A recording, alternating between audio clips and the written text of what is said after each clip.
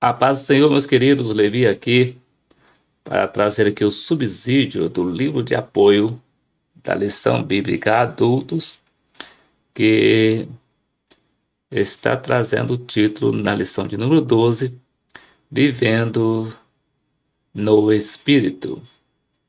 E nós já estamos estudando a lição do primeiro trimestre, que está trazendo aqui o título desse trimestre, Aviva a tua obra, o chamado das Escrituras ao quebrantamento e ao poder de Deus.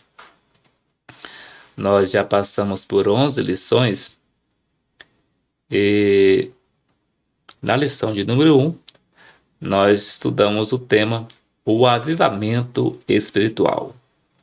Na lição de número 2, estudamos o avivamento no Antigo Testamento. Na lição de número 3, nós estudamos o avivamento no Novo Testamento. Na lição de número 4, estudamos o ministério avivado de Jesus. Na lição de número 5, nós estudamos o avivamento na vida da igreja. Na lição de número 6, estudamos o avivamento no ministério de Pedro. E na lição de número 7, nós estudamos Estevão, o mártir avivado. Na lição de número 8, estudamos o avivamento espiritual no mundo. Na lição de número 9, nós estudamos o avivamento pentecostal no Brasil. Na lição de número 10, nós estudamos o avivamento na vida pessoal. E na lição de número 11, que foi a lição que nós estudamos no domingo que se passou, estudamos o tema o avivamento e a missão da igreja. E no próximo domingo, no dia 19 de março de 2023, estaremos estudando o tema Vivendo no Espírito. E o texto áureo nos diz assim: mas o fruto do Espírito é amor, gozo, paz, longanimidade, benignidade, bondade, fé, mansidão, temperança. Gálatas capítulo 5, versículo 2. Verdade prática. O avivamento espiritual traz uma realidade de vida no Espírito. E a leitura bíblica em classe está registrado no livro de Gálatas, capítulo de número 5, versículo 19 a 25, que nos diz: porque as obras da carne são manifestas, as quais são prostituição, impureza, lascívia, idolatria, feitiçarias, inimizades, porfias, emulações, iras, pelejas, dissensões, heresias, invejas, homicídios, bebedices, glutonaria e coisas semelhantes a estas, acerca das quais vos declaro, como antes vos disse, que os que cometem tais coisas não herdarão o reino de Deus. Mas o fruto do Espírito é amor, gozo, paz, longanimidade, benignidade, bondade, fé, mansidão, temperança. Contra estas coisas não há lei. E os que são de Cristo crucificaram a carne com as suas paixões e concupiscências. Se vivemos no Espírito, andemos também no Espírito. E os hinos sugeridos para essa lição é o número de 101, 367 e 458 da harpa cristã. Caso você ainda não conheça algum desses louvores, é só você pesquisar no YouTube por hinos sugeridos, lição 12, Vivendo no Espírito, que você vai encontrar lá no canal Levi Modesto da Silva Oliveira, todos os 3 hinos na sequência. E o comentário na introdução nos diz assim: o salvo em Cristo Jesus, desde quando aceitou a Jesus como seu único e suficiente Salvador, pode passar por diversas situações em sua vida para experimentar o avivamento espiritual. A vida cristã é uma jornada espiritual que começa no dia da conversão e prossegue até a morte, se a pessoa perseverar até o fim. Na caminhada espiritual, o crente precisa conservar-se fiel, vivendo de acordo com a vontade de Deus. Para isso, é necessário andar no Espírito. E a palavra-chave para essa lição é Espírito. E o primeiro tópico traz o título A Vida no Espírito. E o primeiro subtópico, Andando em Espírito. No segundo subtópico, Por que andar em Espírito? No terceiro subtópico, Como andar em Espírito. No segundo tópico, traz o título O confronto entre a carne e o Espírito. No primeiro subtópico, Carne vezes Espírito. No segundo subtópico, As obras da carne. No terceiro tópico, traz o título O avivamento pelo fruto do Espírito. No primeiro subtópico, O fruto do Espírito. No segundo subtópico, Os 9 aspectos do fruto do Espírito. No terceiro subtópico, Contra o fruto do Espírito não há lei. Então agora nós vamos para o livro de apoio para deixarmos aqui o subsídio para essa lição. E na lição de número 12, que traz o título As Bênçãos Espirituais do Avivamento, no subsídio do livro de apoio nos traz o seguinte: em relação à vida espiritual, só existe 2 tipos de crentes, o crente espiritual e o crente carnal. E existe uma grande diferença entre o cristão que é espiritual e o carnal. O espiritual anda em espírito, conforme cita Gálatas capítulo 5, versículo 16, parte A. E procura viver de acordo com o fruto do Espírito. O crente carnal, às vezes, tem aparência de santidade, mas a sua vida demonstra que ele é conduzido pelas obras da carne. A igreja de Corinto foi fundada por Paulo na sua segunda viagem missionária. Como bom missionário, ele procurou proclamar o Evangelho de Cristo àquele povo que vivia numa cidade cosmopolita e comercial do seu tempo. Talvez pelas riquezas obtidas com o seu comércio, os coríntios tornaram-se uma sociedade que cultivava a libertinagem e o desregamento moral, típico das grandes metrópoles antigas, que não conheciam a mensagem do Evangelho. Mas Paulo, chamado por Deus para ser um grande evangelista e pastor, pregou o Evangelho na unção e poder do Senhor. Foi tão grande o impacto da obra missionária desenvolvida por Paulo que a igreja de Corinto tornou-se exemplo de comunidade cristã cheia do Espírito Santo. É a única no Novo Testamento em que os crentes tinham no seu meio todos os novos tipos de dons espirituais.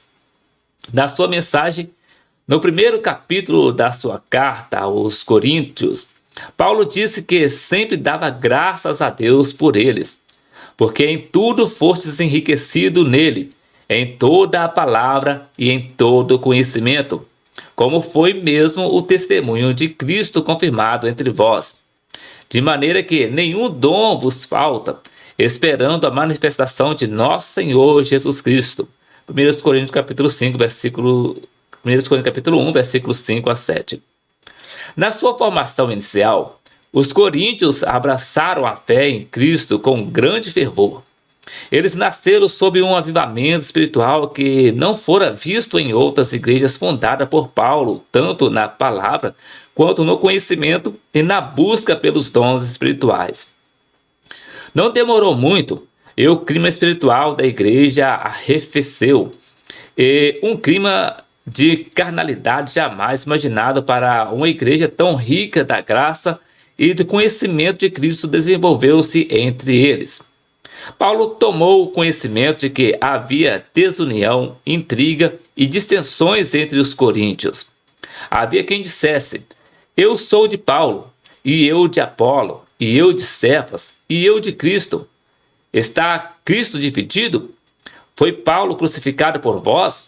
Ou fostes batizado em nome de Paulo? 1 Coríntios capítulo 1, versículo 12, parte B, ao versículo 13. Provavelmente, na ausência de Paulo, durante algum tempo, pois ele era um evangelista e pastor que precisava dar atenção a outras igrejas, os crentes de Corinto não tiveram um bom ensinamento bíblico sobre o comportamento do verdadeiro cristão.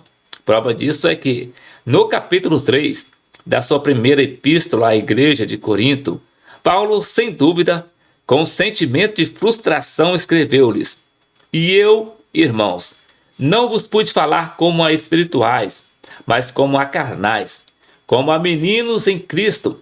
Com leite vos criei e não com manjar, porque ainda não podias, nem tampouco ainda agora podeis, porque ainda sois carnais. Pois havendo entre vós invejas, contendas e dissensões, não sois, porventura, carnais e não andais segundo os homens? Porque dizendo um, eu sou de Paulo, e outro, eu de Apolo, porventura não são carnais? Pois quem é Paulo e quem é Apolo, senão ministros pelos quais crestes, e conforme o que o Senhor deu a cada um? Eu plantei, Apolo regou, mas Deus deu o crescimento. Pelo que nem o que planta é alguma coisa, nem o que rega, mas Deus que dá o crescimento. 1 Coríntios capítulo 3, versículo de 1 ao versículo 7.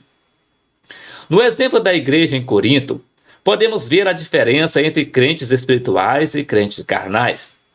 No início da sua história cristã, os coríntios eram espirituais, tinham paz, conhecimento da palavra, tinham todos os dons espirituais manifestados no meio deles e, como cristãos avivados que eram, esperavam a vinda de Jesus, a manifestação de nosso Senhor Jesus Cristo.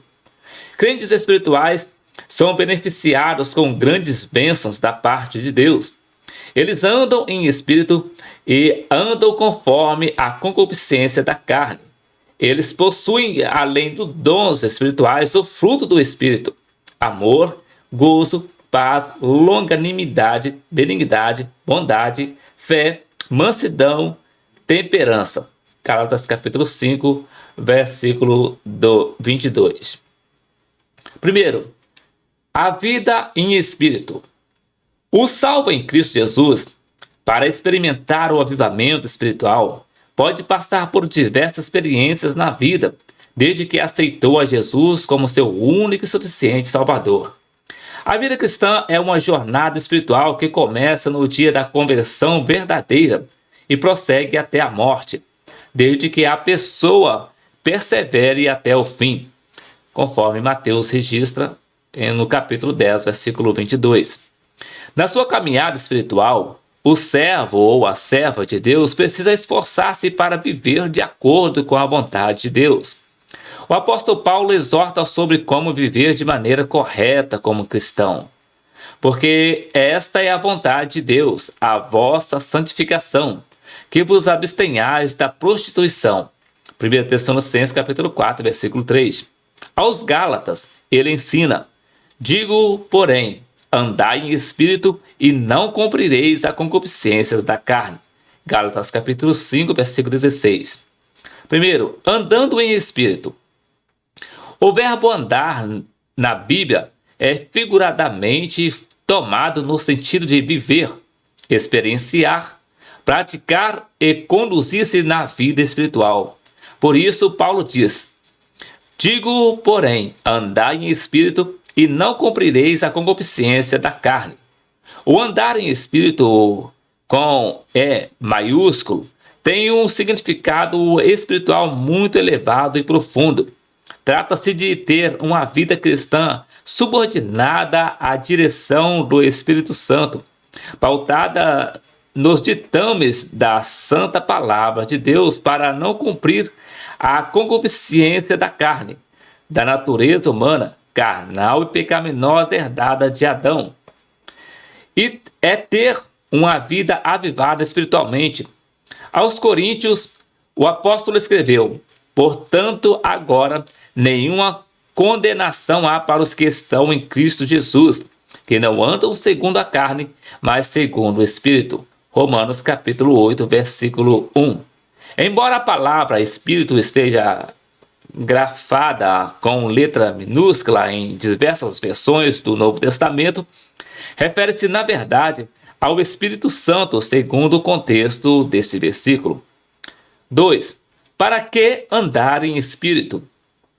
Para não viver segundo a carne. Toda exortação bíblica tem um propósito, ou propósitos.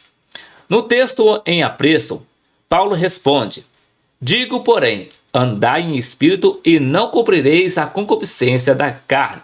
Gálatas capítulo 5, versículo 16. O crente em Jesus deve andar e viver de acordo com o Espírito Santo para não cumprir os desejos intensos da natureza carnal. É condição indispensável para ter o avivamento espiritual e não enfraquecer na fé e no relacionamento com Deus. Por isso, Paulo, escrevendo aos Romanos, disse: portanto, agora, nenhuma condenação há para os que estão em Cristo Jesus, que não andam segundo a carne, mas segundo o Espírito. Porque a lei do Espírito de vida em Cristo Jesus me livrou da lei do pecado e da morte. Romanos capítulo 8, versículo 1 e 2. Para fazer a vontade de Deus. Somente os crentes salvos, avivados espiritualmente, podem andar em espírito. O crente carnal vive segundo a natureza pecaminosa, herdada de nossos pais. Ele não tem forças para vencer as inclinações naturais que afastam o homem da presença de Deus. Porém, quando passa a andar em espírito, adquire poder para subjugar a sua natureza carnal e passar a fazer a vontade de Deus. E não vos conformeis com este mundo, mas transformai-vos pela renovação do vosso entendimento, para que experimenteis qual seja a boa, agradável e perfeita vontade de Deus. Romanos capítulo 12, versículo 2. É somente com o poder do Espírito Santo que o crente pode suplantar as forças da carne para fazer a vontade de Deus, para ter poder para vencer o maligno. Satanás é o principal adversário de Deus e dos crentes fiéis. Ele foi derribado dos céus com parte dos anjos que o acompanharam na sua rebelião contra o Senhor. Quando Deus criou o ser humano no Éden, Satanás quis vingar-se dele e atacou o primeiro casal, obra-prima das mãos do Criador, conseguindo prejudicar o relacionamento entre o homem e Deus. O Senhor, contudo, não deixou que o homem ficasse nas mãos do diabo e prometeu a solução para o pecado por meio da vinda de Cristo em forma de homem para derrotar Satanás e seus poderes. Assim, cheios do Espírito de Deus, homem e mulher, crentes em Jesus, podem vencer as forças do mal. No demais, irmãos meus, fortalecei no Senhor e na força do seu poder. Revesti-vos de toda a armadura de Deus, para que possais estar firmes contra as astutas ciladas do diabo. Efésios capítulo 6, versículo 10 e 11. O cristão fortalecido no Senhor, cheio da força do seu poder, tem avivamento espiritual da parte de Deus para ser vitorioso em todas as lutas da vida espiritual. Para ter alegria no Senhor. Esse é um dos maiores mistérios revelado na palavra de Deus para quem quer vencer na vida de salvo. O crente só poderá ter força para enfrentar os grandes desafios e obstáculos que encontrará na vida e andar em espírito se tiver a alegria do Senhor. Quem melhor expressou essa verdade foi o profeta Neemias, quando viu que o povo estava triste ao ouvir a leitura da lei e a sua explicação durante toda a manhã, sabendo que haviam falhado contra o Senhor. Vendo o povo chorar diante da explicação da palavra de Deus, disse-lhes mais: ide e comei as gorduras e bebei as doçuras, e enviai porções aos que não têm nada preparado para si, porque este dia é consagrado ao nosso Senhor. Portanto, não vos entristeçais, porque a alegria do Senhor é a vossa força. Neemias capítulo 8, versículo 10. São poucas as pessoas nas igrejas que percebem e cultivam essa grande virtude. Quando o crente é alegre no Senhor, torna-se forte mediante a energia e o poder produzido pela alegria do Senhor. É essa alegria que reflete o avivamento espiritual na vida do crente e só pode ser obtida se o crente viver na presença do Senhor. Far-me-ás ver a vereda da vida. Na tua presença há abundância de alegrias. A tua mão direita há delícias perpetuamente. Salmos de número 16, verso 11. 3. Como andar em espírito? Não é fácil andar em espírito. A inclinação da natureza carnal inerente a todos os homens faz com que eles, com sua maioria, buscam as coisas que não agradam a Deus. Quando as pessoas aceitam a Cristo como Salvador, tornam-se novas criaturas pelo processo espiritual do novo nascimento, tendo novo comportamento espiritual e moral, mas precisam cultivar o relacionamento com Deus, sabendo como andar em espírito. Tendo o Espírito Santo. Antes de tudo, para o crente andar em espírito, precisa ter o Espírito Santo na sua vida e dentro dele. Jesus prometeu enviar o Espírito da verdade, que o mundo não pode receber, porque não o vê nem o conhece. Mas vós o conheceis, porque habita convosco e estará em vós. João capítulo 14, versículo 17. Isso foi promessa de Jesus antes mesmo de ele ir para o Calvário. Parecia que tudo estava sem sentido quando Jesus morreu, mas quando ele ressuscitou, reiterou a sua promessa, prometendo o batismo no Espírito Santo. Em Atos capítulo 1, versículo 5, bem como o seu revestimento para que os seus seguidores pudessem ser testemunhas poderosas em todas as partes. Assim, ter o Espírito Santo na vida, nas atitudes, no testemunho e em todos os lugares é condição indispensável para andar em espírito, sendo guiados pelo Espírito Santo. Na jornada da vida cristã, o crente precisa saber conduzir-se de maneira correta e santa, desde a conversão. No mundo dominado pelo maligno, há em todas as áreas da realidade humana muitos perigos, obstáculos, enganos, seduções e convites para a prática do que não agrada a Deus. Se o cristão não souber como se comportar diante das coisas que se antepõem diante de si, poderá tomar caminhos ou atalhos errados e perder-se. No entanto, se tiver a orientação sábia e divina, nunca vai errar o caminho.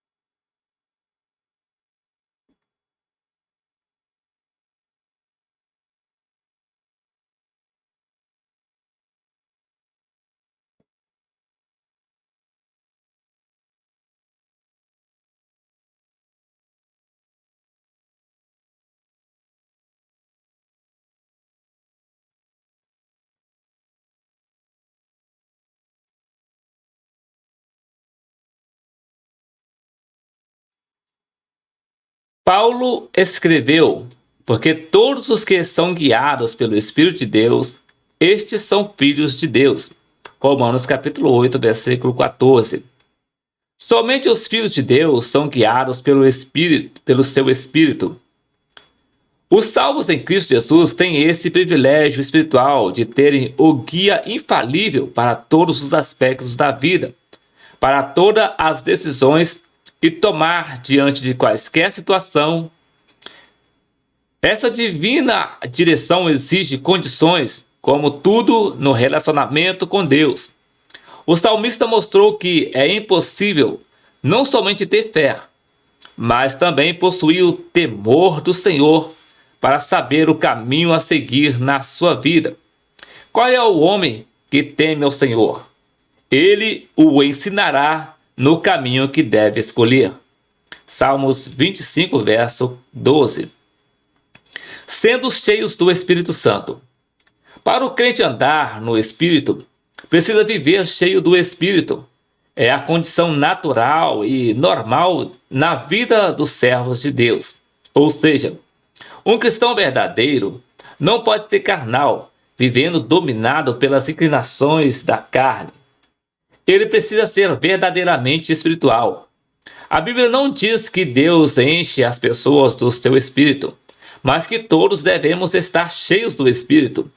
Isso quer dizer que Deus deseja encher-nos do seu poder, mas precisamos fazer nossa parte, buscando e esforçando-nos na sua presença para sentirmos a plenitude do Espírito Santo.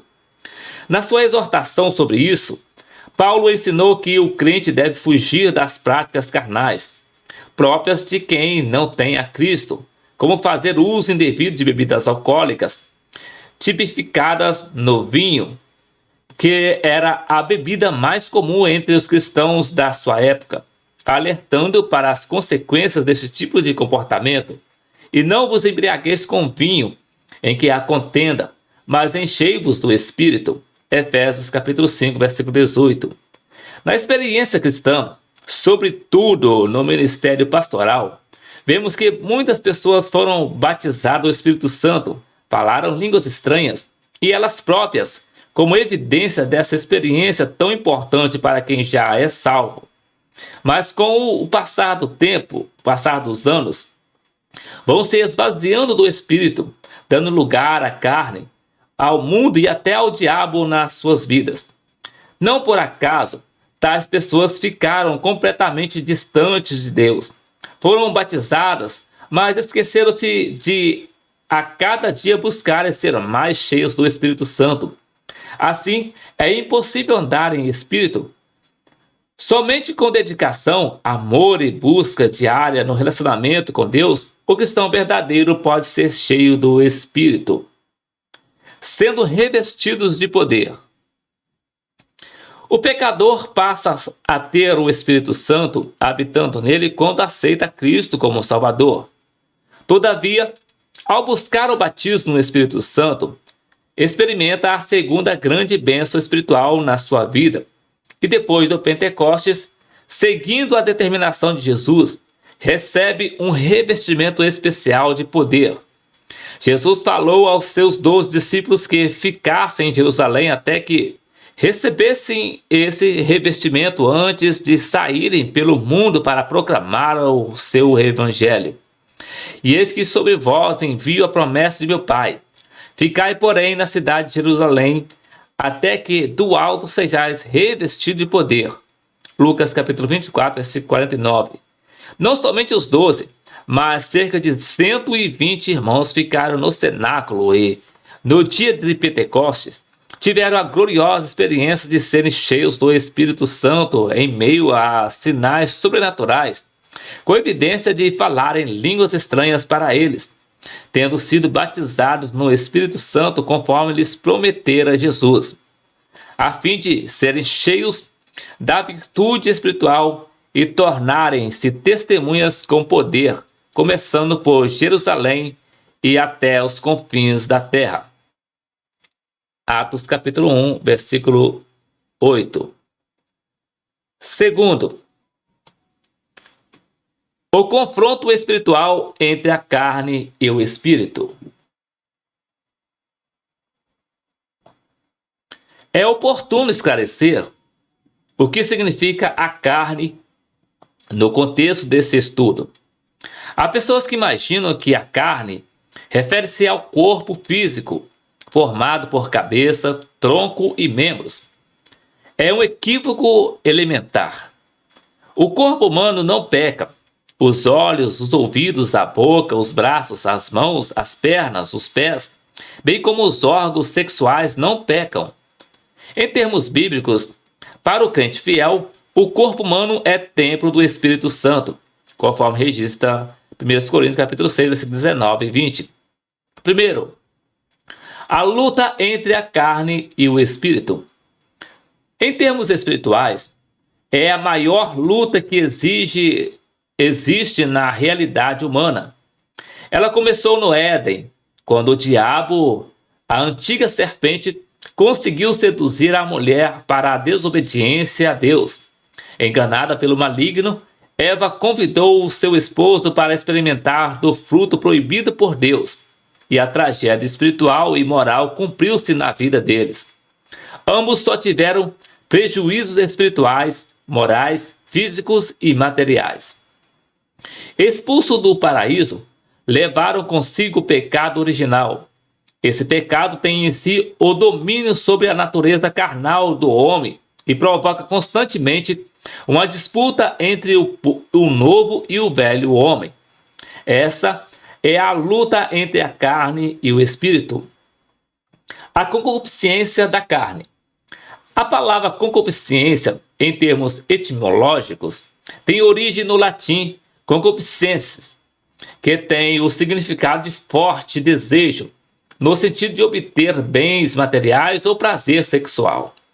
Ela provoca no homem natural, que não tem o Espírito Santo, intenso desejo de buscar a prática do sexo ilícito, conduzindo o homem para a fornicação, que é a relação sexual pecaminosa entre solteiros, ao adultério, que é o pecado envolvendo pessoas casadas com outras que não são os seus cônjuges, prostituição, que é o pecado da mercantilização ou da venda do corpo para obtenção do prazer sexual, e para a homossexualidade, que é a relação sexual entre pessoas do mesmo sexo.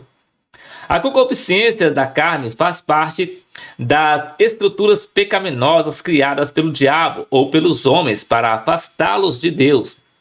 Diz João: não ameis o mundo, nem o que no mundo há. Se alguém ama o mundo, o amor do Pai não está nele.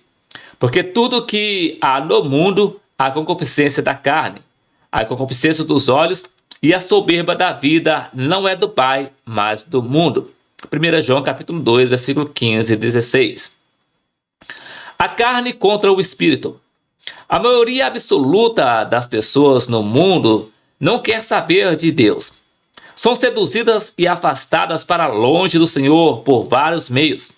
Pelas falsas religiões, pela sabedoria diabólica, fruto dos conhecimentos humanos e materiais que exaltam o homem, pelo humanismo e pelo materialismo. Como resultado, as pessoas em geral esquecem-se de Deus e preferem agradar ao diabo e à sua natureza carnal, corrompida pelo pecado. E tal confronto configura-se como a luta entre a carne e o espírito. Quem melhor compreendeu esse combate crucial de proporções espirituais e humanas foi o apóstolo Paulo. Escrevendo aos crentes, ele disse: digo, porém, andai em espírito e não cumprireis a concupiscência da carne, porque a carne cobiça contra o espírito e o espírito contra a carne, e este opõe-se um ao outro para que não façais o que quereis. Gálatas capítulo 5, versículos 16 e 17. Paulo dirigia-se na sua epístola aos cristãos que serviam a Deus na igreja da Galácia.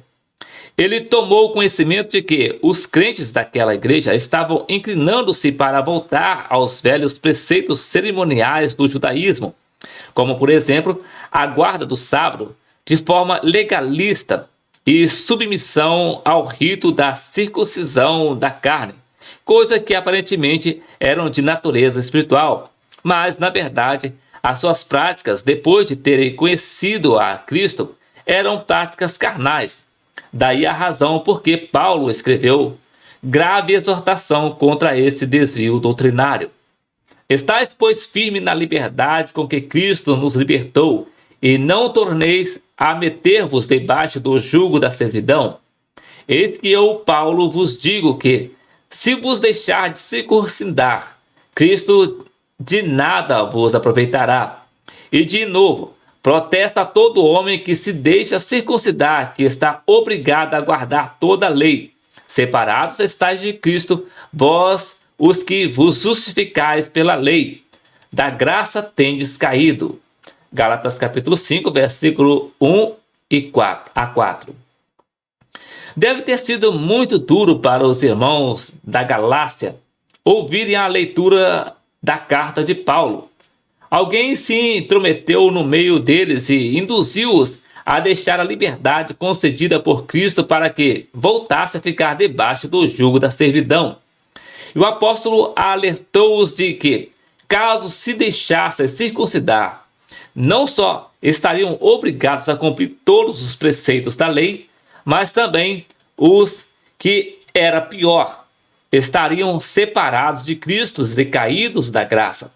Então vejamos que a luta da carne contra o espírito pode começar dentro das igrejas cristãs, podendo manifestar-se na pregação de doutrinas falsas, de heresias, de discussões de heresias pelas redes sociais, em sites da internet, além de levados ao seio da congregação, homens carnais, transvestidos de espirituais, pode levar os crentes a dar lugar à carne.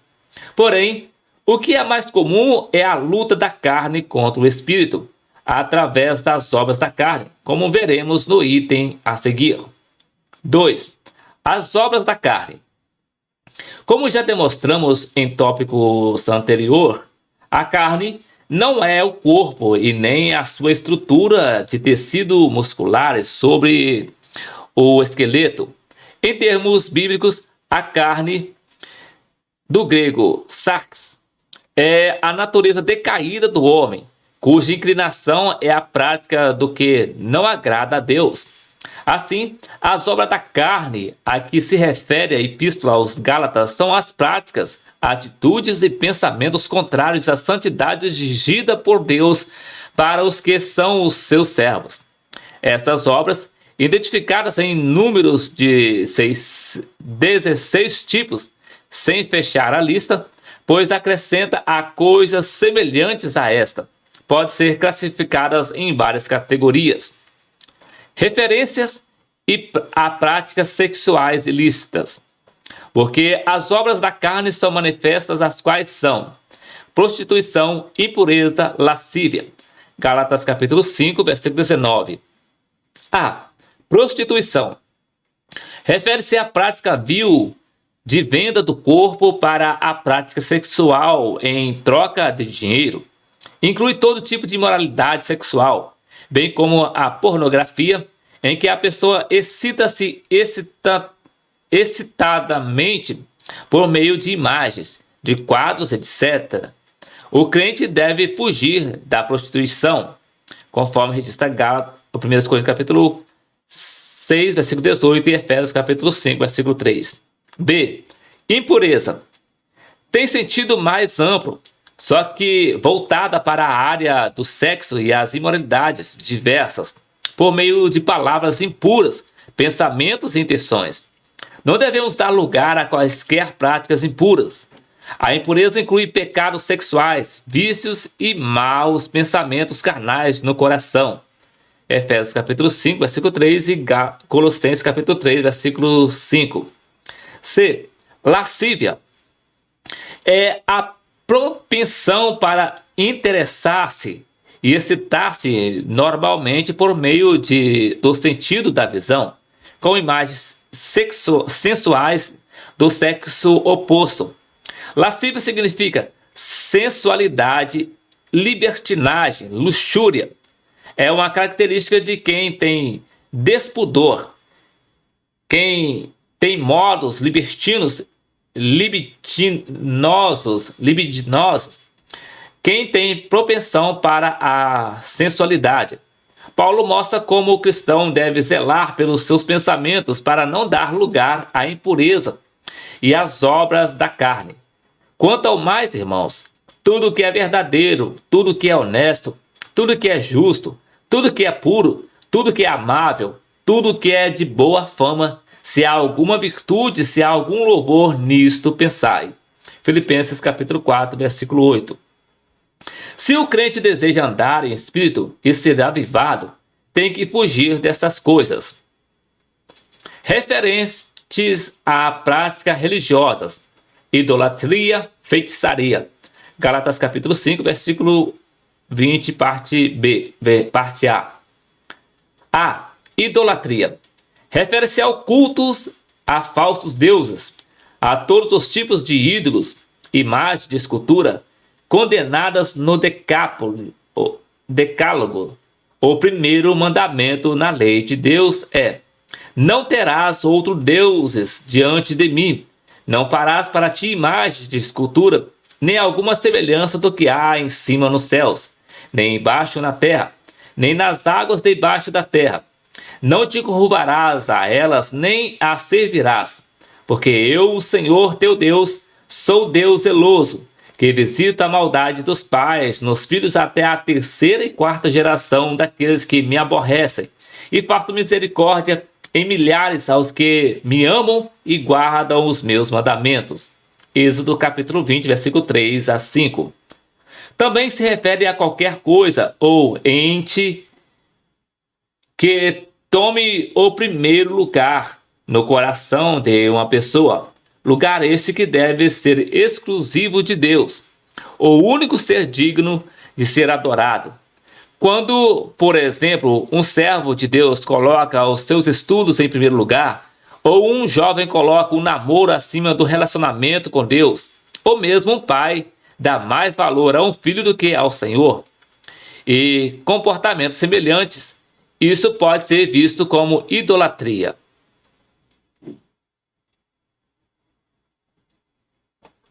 B. Feitiçarias. Refere-se a práticas religiosas voltadas para demônios, envolvendo promoções de desejos malignos em cultos diabólicos com a finalidade de prejudicar ou exterminar a vida de alguém. O dicionário online de português diz: ofício do bruxo, do feiticeiro, bruxaria. Na Idade Média, a feitiçaria era considerada crime, prática de magia que busca alcançar através de meios ocultos resultados extraordinários que não podem ser explicados pelas leis naturais, geralmente atribuídos a seres sobrenaturais. Bruxaria, ritual ou objeto utilizado durante essa prática. O que fascina: encanto, sedução, feitiço, feitiçarias do coração. No Antigo Testamento, a feitiçaria era considerada pecado gravíssimo e punível com a pena de morte. A feitiçaria não deixarás viver. Aliás, a feiticeira não deixarás viver. Êxodo capítulo 22, versículo 18. Referente ao mau relacionamento humano, o apóstolo lista atitudes reprováveis ao que se dizem seguidores de Cristo, que mandou amar uns aos outros como a si mesmo, da mesma forma como fomos amados por ele. Nesta categoria inclui-se a inimizades. São a falta de amizade, de companheirismo, por falta de amor e simpatia. Jesus veio desfazer as inimizades. Efésios capítulo 2, versículo 16. Um cristão não pode dar lugar ou alimentar esse tipo de sentimento. Jesus mandou amar ao próximo e o amor não pode coexistir com inimizades. B. Porfias. São brigas, rixas, desentendimento, disputas, oposição. Tais coisas não condizem com a vida pautada no amor de Deus. C. Emulações. Emulação é sinônimo de ciúme, inveja, competições, rivalidade, sentimento que faz com que uma pessoa tente se igualar ou superar alguma coisa ou outra pessoa. É um sentimento carnal, pois um crente em Jesus não deve dar lugar ao ciúme, à inveja ou à rivalidade. O amor de Cristo não admite esse tipo de sentimento. D. Iras, sinônimo de raivas, rixas e inimizades não condizentes com o amor cristão. O crente pode irar-se contra coisas que não agradam a Deus. Por exemplo, ficar irado contra o pecado, contra os convites para o mal. Mesmo assim, precisa ter cuidado para não pecar. Está escrito: irai-vos e não pequeis. Não se põe o sol sobre a vossa ira. Efésios capítulo 4, versículo 26. No sentimento prático, o cristão só pode irar-se com o outro de quem discorda até às 17h30, antes do pôr do sol. Depois deve procurar o seu irmão para a reconciliação. Pelejas. Tem o mesmo significado de brigas, rixa. Nesse comportamento, uma pessoa quer suplantar a outra por algum motivo ou interesse. O amor cristão não admite tais sentimentos. Dissensões. São semelhantes à peleja, desentendimentos, provocações iradas. Quem quer andar em espírito precisa ter muito cuidado, pois Deus abomina quem provoca dissensões entre os irmãos. Estas 6 coisas aborreço o Senhor, e a 7ª a sua alma abomina. Provérbios capítulo 6, versículo 16. Sabe qual é a 7ª coisa que Deus abomina e não suporta? O que semeia contenda, dissensões entre os irmãos. Provérbios capítulo 6, versículo 16. Heresias. Incluída no meio da lista de mau relacionamento humano no meio da igreja. Provavelmente porque quem aceita heresias, que são falsas doutrina, falso ensino e mandamentos, pode provocar divisões entre os irmãos. 1 Coríntios capítulo 11, versículo 19. Invejas. Depois da inserção das heresias, o apóstolo retoma a lista de mau relacionamento entre os irmãos, mostrando as invejas como obra da natureza carnal corrompida pelo pecado. A inveja é um sentimento carnal muito ruim, pois leva quem a possui a sentir-se mal pelo sucesso do outro, seja na vida financeira, seja em relação aos bens que o outro possui, ou por boa situação profissional, familiar e, por incrível que pareça, até por ser bem-sucedido no ministério. A inveja foi a causa do primeiro homicídio na raça humana, quando Caim, filho de Adão, matou seu irmão Abel, conforme registra Gênesis capítulo 4, versículo 9. Por Deus não ter aceitado o seu sacrifício, o de Caim, este matou seu irmão por pura maldade. Não como Caim, que era do maligno e matou a seu irmão. E por que causa o matou? Porque as suas obras eram más e as de seu irmão justas. 1 João capítulo 3, versículo 12. O invejoso não anda em espírito, mas segundo os ditames da carne. Homicídios. Trata-se da prática de agressão com morte ao seu semelhante. O homicídio foi o primeiro pecado humano causado pela inveja e a falta de relacionamento correto com Deus. Caim matou Abel porque Deus agradou-se do sacrifício do seu irmão e não aceitou o dele. Gênesis capítulo 4, versículo 9. Por que razão? Mesmo sendo filho de Adão e Eva, Caim voltou-se para o mal para atender aos desejos da carne, enquanto Abel procurou servir a Deus, andando em espírito. O cristão deve ter muito cuidado. No Antigo Testamento, só era considerado homicida quem tirasse a vida do seu irmão. No Novo Testamento, porém, um crente pode ser classificado como homicida, mesmo sem agredir o seu irmão com algum tipo de instrumento material. Se aborrecer ao seu irmão, já será considerado homicida. Está escrito: qualquer que aborrece a seu irmão é homicida, e vós sabeis que nenhum homicida tem permanente nele a vida eterna. 1 João capítulo 3, versículo 15. Em relação a vícios e maus hábitos, A. Embriaguez. Refere-se a manifestações de descontrole e a intemperança ocasionadas por bebida embriagantes. De acordo com o dicionário Wise, embriaguez é o estado causado pela ingestão de bebidas alcoólicas, embriagamento. B. Glutonarias.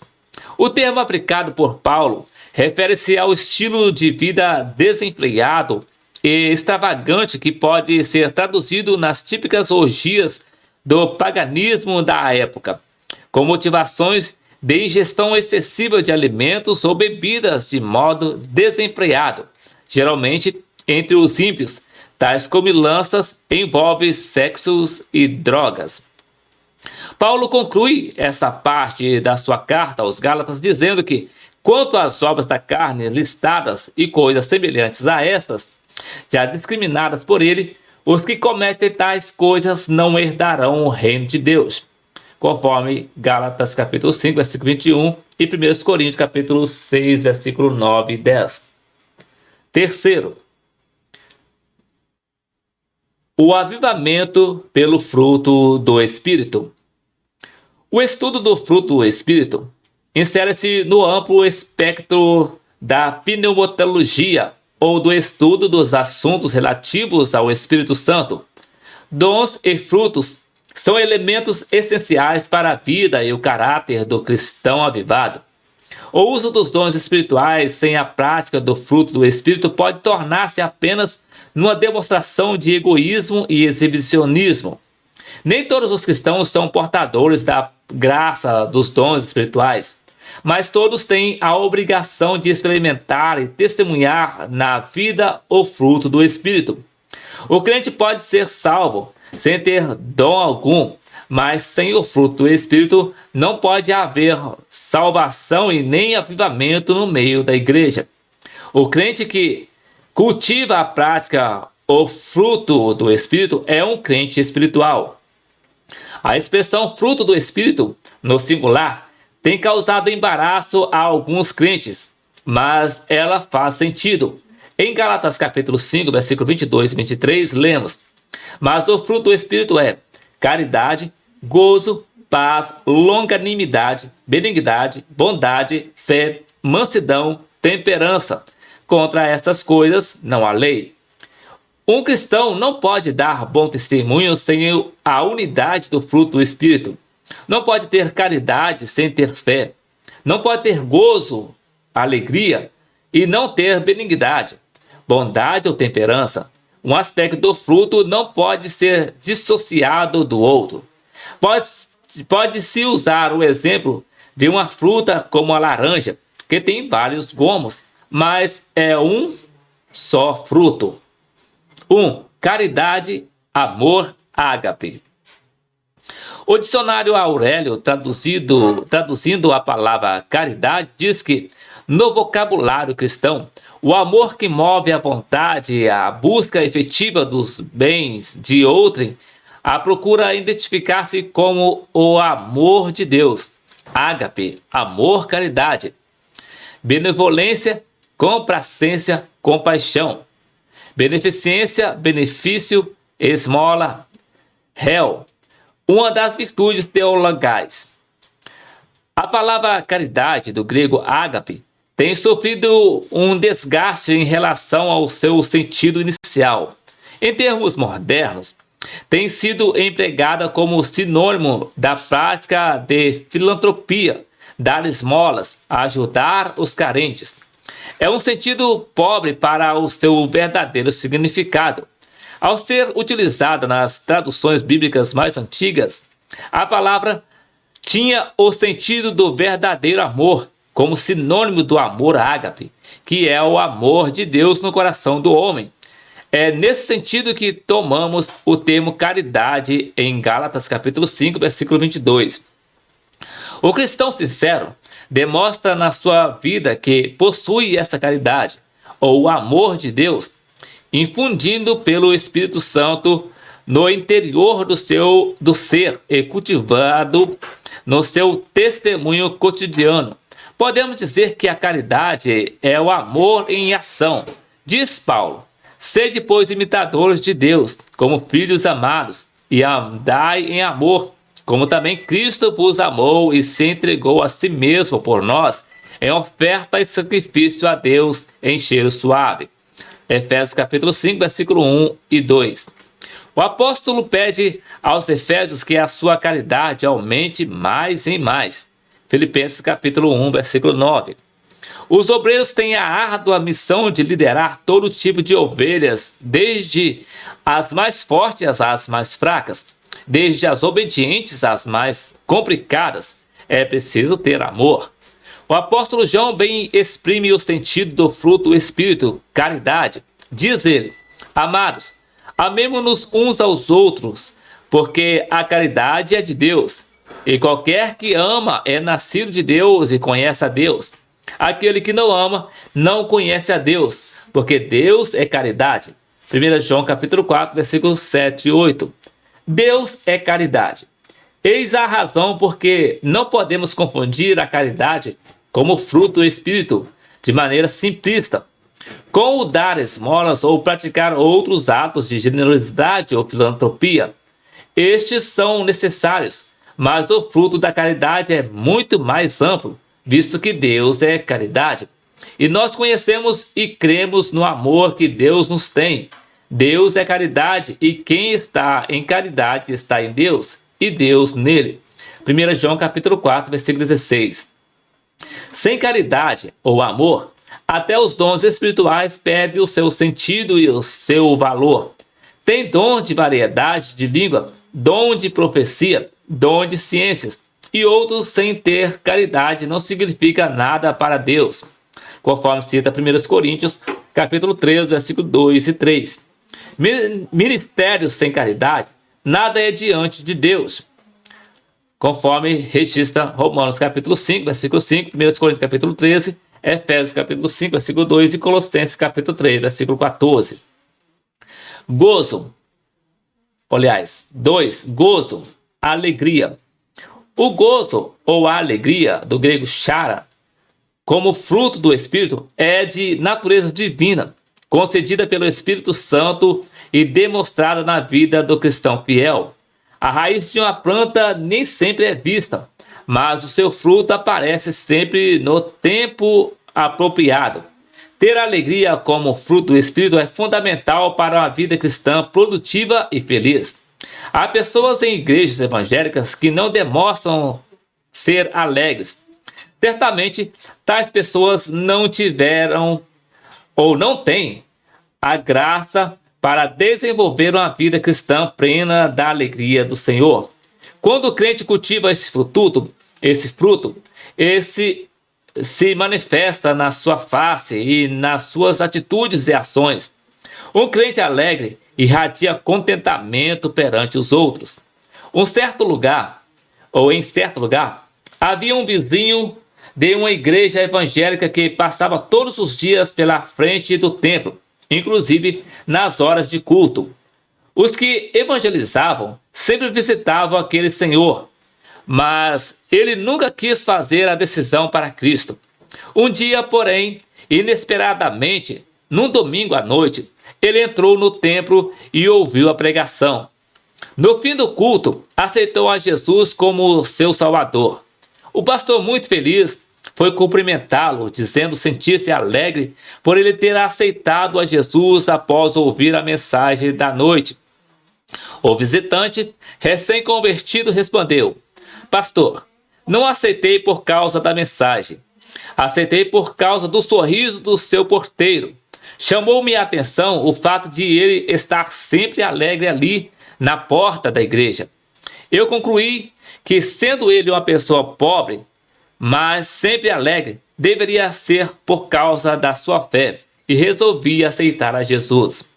A alegria do Espírito é a mesma alegria do Senhor, diz a Bíblia. Portanto, não vos embriagueis, não vos entristeçais, porque a alegria do Senhor é a vossa força, conforme Neemias capítulo 8, versículo 10.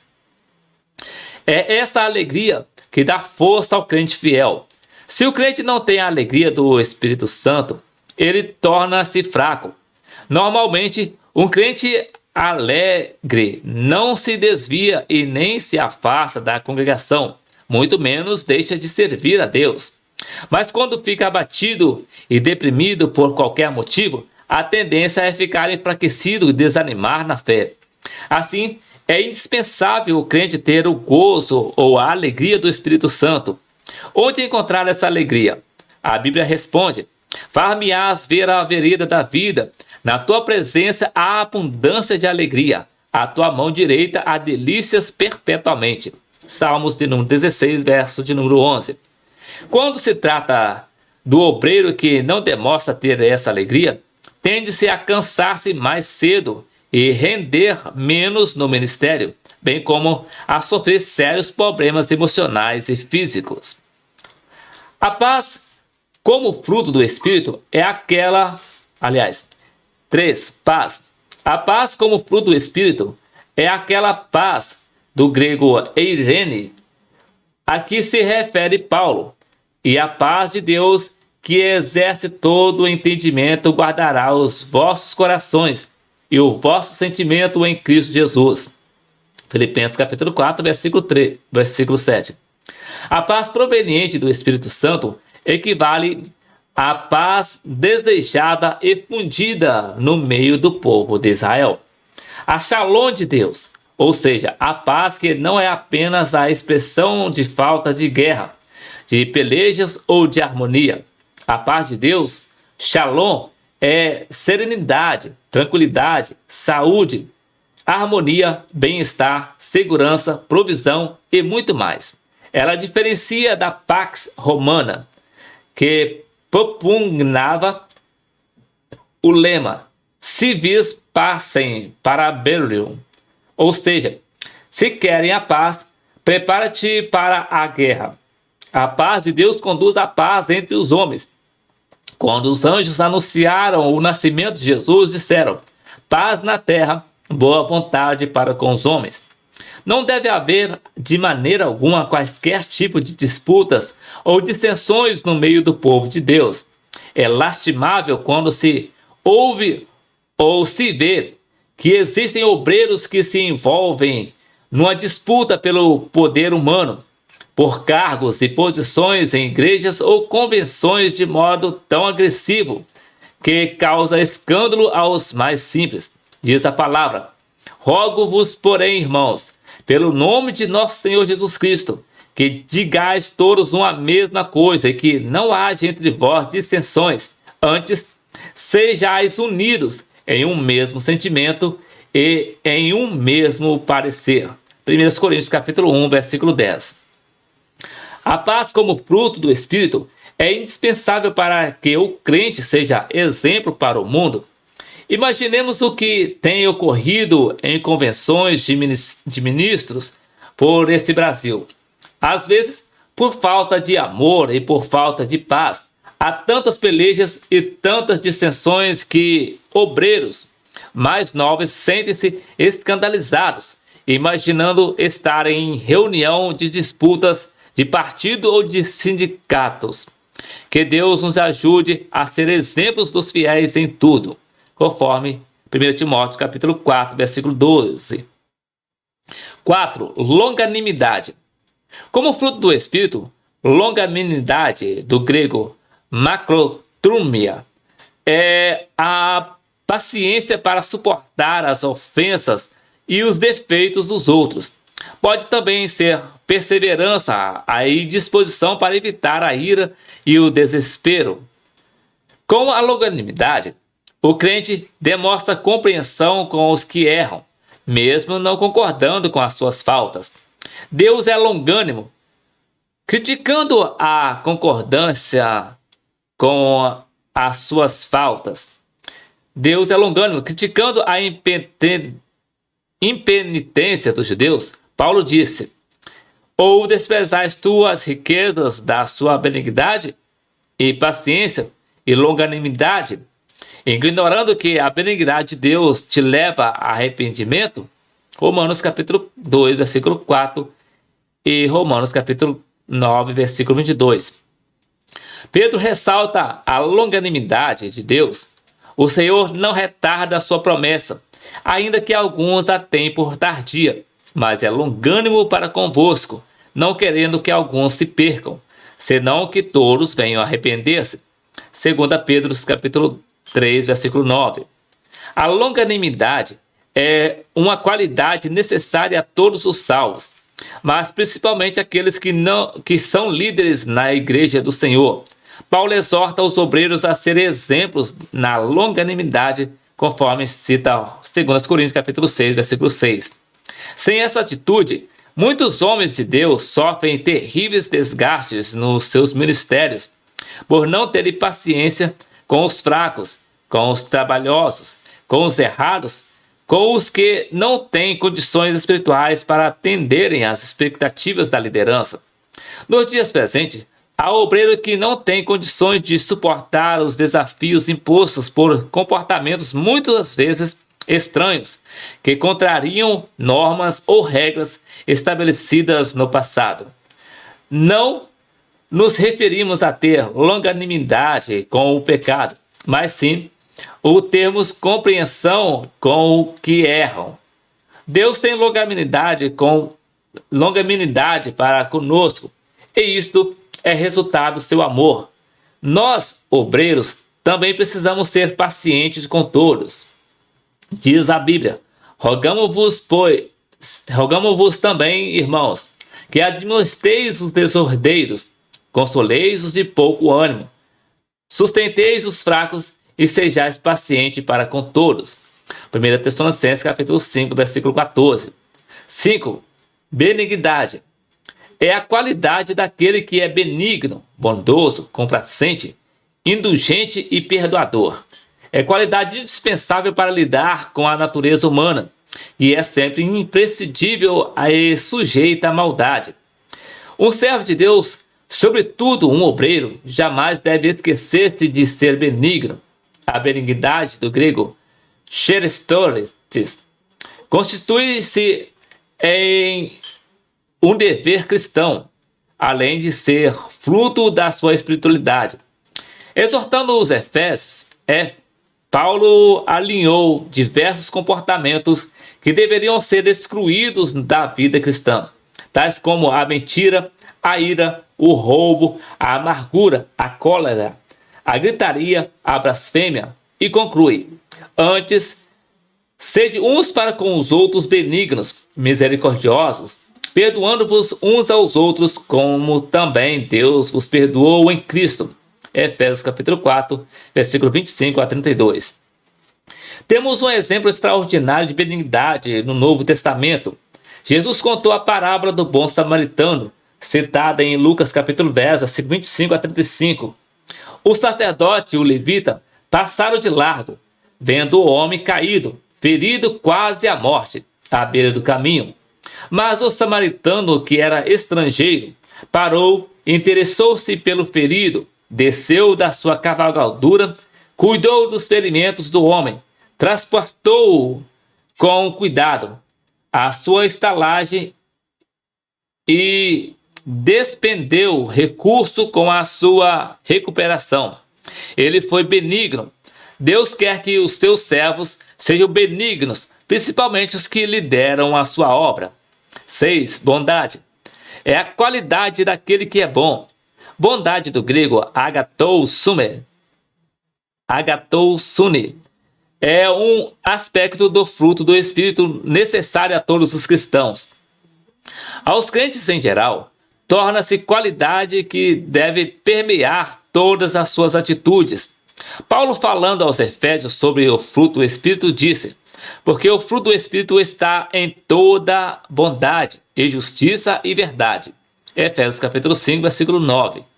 Um obreiro, assim como todo o que é de Deus, tem o dever de ser bom para ser aprovado por Deus. Diz o salmista: os passos de um homem bom são confirmados pelo Senhor, e ele deleita-se no seu caminho. Salmo de número 37, verso 23. O homem bom é bom com a sua família, no seu casamento, com os seus filhos, com os membros e congregados, com as crianças, com os jovens e adolescentes, com todos na igreja, tanto fora dela como em toda parte. É um homem de bem. É um santo homem de Deus, conforme registra 2 Reis, capítulo 4, versículo 9. Pois do que há em abundância no coração, disso fala a boca. O homem bom tira boas coisas do seu bom tesouro. Mateus capítulo 12, versículo 34, parte B, e 35, parte A. Essas boas coisas podem ser boas palavras, boas mensagens, bons conselhos, boas orientações. 7. Fé. Fé no léxico é sinônimo de confiança, de crença em alguém ou em alguma coisa. Como fruto do Espírito, é muito mais do que isso. É confiança absoluta em Deus. E é a fé que fala o escritor aos Hebreus quando diz: ora, a fé é o firme fundamento das coisas que se espera e a prova das coisas que não veem. Hebreus capítulo 11, versículo 1. Esta fé, do grego pistes, não é a fé natural. Ela é potencializada pelo Espírito Santo no coração daqueles que creem em Deus conforme as Escrituras. Conforme João capítulo 7, versículo 38. Sem a fé, ninguém agrada a Deus. Hebreus capítulo 11, versículo 6. Pois a fé confirma a salvação dos crentes. Atos capítulo 16, versículo 5. A fé santifica. Atos capítulo 26, versículo 18. A fé justifica. Romanos capítulo 3, versículo 28. Vive-se pela fé. Romanos capítulo 1, versículo 17. A fé protege o crente. Efésios capítulo 6, versículo 16. Outra característica da fé poderiam ser indicadas quando cultivada como fruto do Espírito. Todas as características da fé são incrementadas. Todos os seus aspectos são destacados. Todas as suas potencialidades são aumentadas. O Espírito Santo faz a fé nascer, crescer e ser usada como poderoso instrumento a serviço do reino. A fé ativa pelo Espírito Santo é um elemento poderoso para dar vitória contra o mundo. 1 João capítulo 5, versículo 4. Um obreiro sem fé é um obreiro derrotado. Quando o obreiro tem fé, é um vencedor. 8. Mansidão. É um sinônimo de brandura, de gênio ou índole. Mansidão do grego é prautes. É qualidade daqueles que é manso, dependendo do temperamento. Há pessoas que têm dificuldade em ser mansas. Os chamados sanguíneos e os coléricos têm uma tendência a serem ríspidos, grosseiros, agressivos no relacionamento com os outros. Um cristão não pode deixar-se levar por essa faceta do temperamento. Mansidão, como fruto do Espírito, pode ser conseguida ao longo dos anos no relacionamento com Cristo. Ele é mestre por excelência em mansidão. Pedro, que era sanguíneo, quando viu a turba cercando Jesus, sacou a espada e fez a orelha de Mal cair no chão num golpe certeiro. Ele não era nada manso. Porém, para espanto de Pedro e de todos os que ali estavam, Jesus calmamente tomou a orelha do homem e imediatamente a repôs no seu lugar. E numa lição magistral de mansidão, amor, humildade e de poder, também disse: mete a tua espada na tua banha. Mete a tua espada na banha, ou na bainha. Não beberei eu o cálice que o Pai me deu? João capítulo 18, versículo 11. Foi na cruz que Jesus demonstrou a sua mansidão sem medida quando esteve ante aos olhares perplexos da multidão e dos seus discípulos. Ele poderia ter pedido fogo do céu sobre os seus algozes, mas exclamou: Pai, perdoa-lhes, porque não sabem o que fazem. Lucas capítulo 23, versículo 34. Não é fácil termos condições emocionais para suportarmos uma agressão. Todavia, quando o crente tem o fruto do Espírito da mansidão, é capaz até mesmo de dar a outra face ao inimigo, conforme Lucas capítulo 6, versículo 29. Só sendo grandemente forte na graça de Deus é que se é capaz de cumprir esse ensino do mestre. Poucos obreiros podem fazer isso. É comum usarmos a autoridade ministerial para revidarmos qualquer desfeita. Peçamos a Deus que nos ensine a desenvolver o fruto da mansidão em nossas vidas e em nossos ministérios. 9. Temperança. Quer dizer autocontrole, domínio próprio. Temperança do grego é ekrateia. É qualidade elevadíssima no relacionamento com os outros, com situações e fatos diversos na vida de um crente em Jesus. É qualidade de quem é moderado, sobretudo de quem modera apetites ou paixões. A temperança fecha a lista de aspectos ou virtudes do fruto do Espírito. Tanto o homem quanto a mulher de Deus deve demonstrar esse precioso fruto no seu dia a dia. Ele fala de equilíbrio no espírito, na alma e nas emoções. O crente guiado pelo Espírito Santo tem equilíbrio nas atitudes. A Bíblia exorta a que o bispo ou o pastor seja temperante, conforme cita Tito capítulo 1, versículo 8. A fé do crente deve ter a virtude da temperança, conforme 2 Pedro capítulo 1, versículo 6. Os obreiros do Senhor precisam ter temperança em tudo, nos hábitos, nos usos, nos costumes, nas orações, na santidade e em tudo na vida. Parece tão simples, mas há muitos crentes obesos, doentes e estressados, porque não têm a temperança na alimentação. Outros se tornam radicais por agirem sem temperança no trato com os problemas da igreja sob a sua responsabilidade. A Bíblia orienta que o fruto da temperança é desejável e indispensável para que o obreiro não se desvie nem para a direita nem para a esquerda. Conduza-se com prudência, no equilíbrio e no bom senso, obedecendo a palavra de Deus. Josué, capítulo de número 1, versículo 7. Que o Senhor nos ajude e nos ensine pelo seu Espírito Santo a nos conduzir com temperança.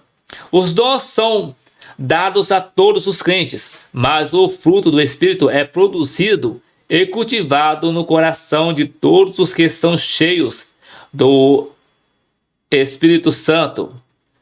A conclusão de Paulo sobre o fruto do Espírito é impressionante.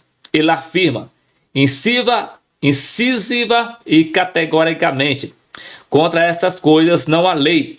Os que são de Cristo crucificaram a carne com as suas paixões e concupiscências.